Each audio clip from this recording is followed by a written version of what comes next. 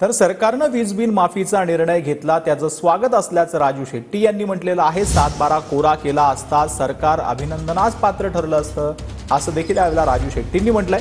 सरकारच्या धोरणामुळे शेतकऱ्याला कमी पैसा मिळाला असं राजू शेट्टी यांनी म्हटलेलं आहे। 7/12 कोरा केला असता तर शेतकरी महायुती मागे गेला असता असं देखील राजू शेट्टींनी म्हटलं।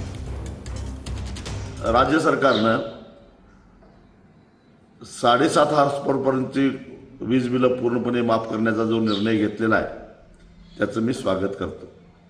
त्याला जोडूनच शेतकऱ्यांचा 7/12 कोरा करण्याचा धाडसी निर्णय घेतला असता तर निश्चितच अर्थमंत्री आणि राज्य सरकार अभिनंदनास पात्र ठरलं असतं।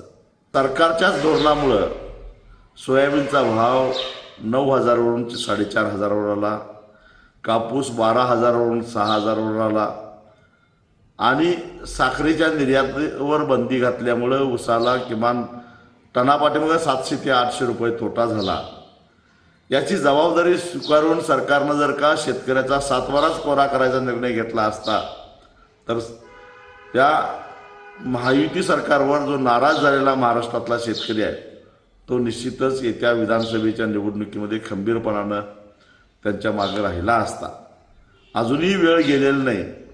सरकारनं याचा विचार करावा आणि शेतकऱ्याला कर्जातून मुक्त करावं।